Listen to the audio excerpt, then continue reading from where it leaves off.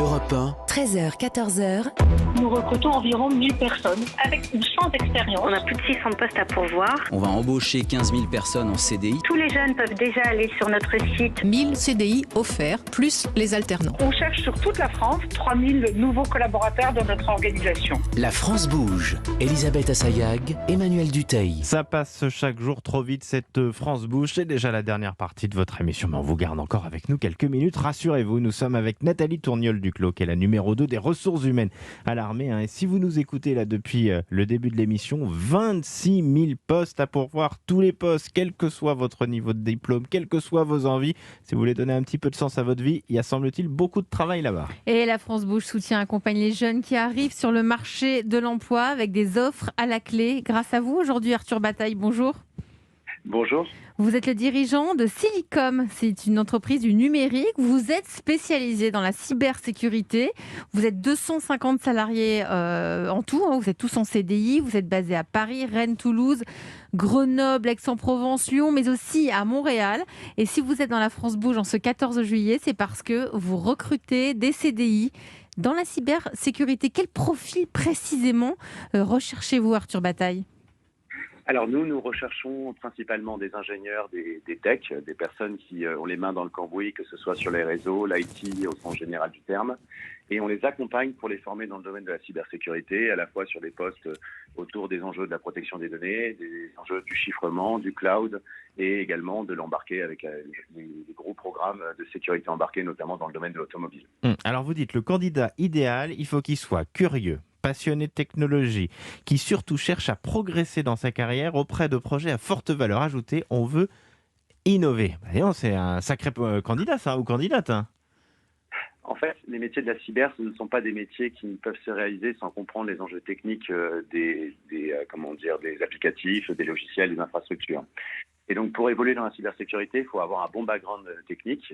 Et nous, on apporte, entre guillemets, la surcouche sécurité, notamment au travers de notre solution de formation, qui est la solution SILA, qu'on a développée en partenariat avec Airbus Cyber Security. Et c'est des offres à pourvoir tout de suite, hein, parce que là, vous avez d'énormes besoins, puisqu'on le voit, hein, l'armée nous le disait au début de cette émission, il y a des besoins gigantesques à pourvoir en même temps. Alors aujourd'hui, on estime qu'il y a à peu près 200 000 postes ouverts en France pour l'année 2022. Donc c'est aujourd'hui qu'on doit recruter.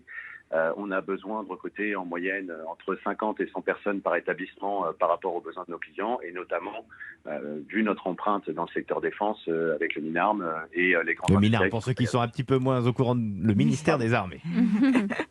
Ça vous fait sourire, Nathalie Tourniol-Duclos, vous aussi, vous recrutez. Et là, vous avez vu... Un sacré concurrent pour vous. Bah ouais, c'est un concurrent, en fait, Oui. Silicom. Mais la cybersécurité, on a l'impression qu'aujourd'hui, si on a envie de dire à nos enfants, il y a un métier d'avenir, c'est la cyber...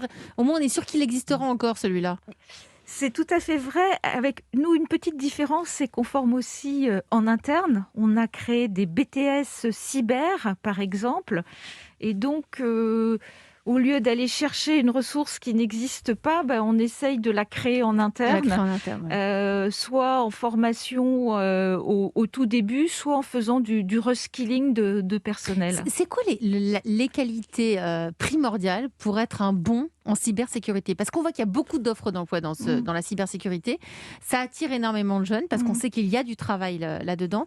C'est quoi le candidat idéal? C'est le bon profil en cybersécurité? Alors effectivement, il faut déjà une solide formation technique, mais on peut l'acquérir, Donc, comme je vous le disais. un bon hacker. Non. Voilà, oui, mais nous embauchons des hackers, hein, bien sûr.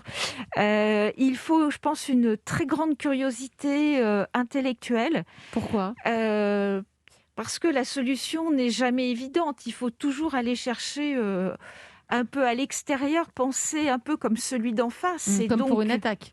On pense à ce que va faire celui qui arrive en face. Exactement.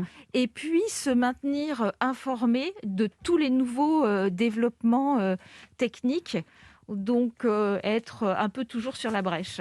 En tout cas, ces offres d'emploi, ces postes sont à retrouver sur notre carte interactive par région sur europe1.fr. Arthur Bataille, merci à vous. C'est à retrouver aussi sur Silicom, j'imagine. Oui, exactement. Ou Welcome to the Jungle. C'est déjà la fin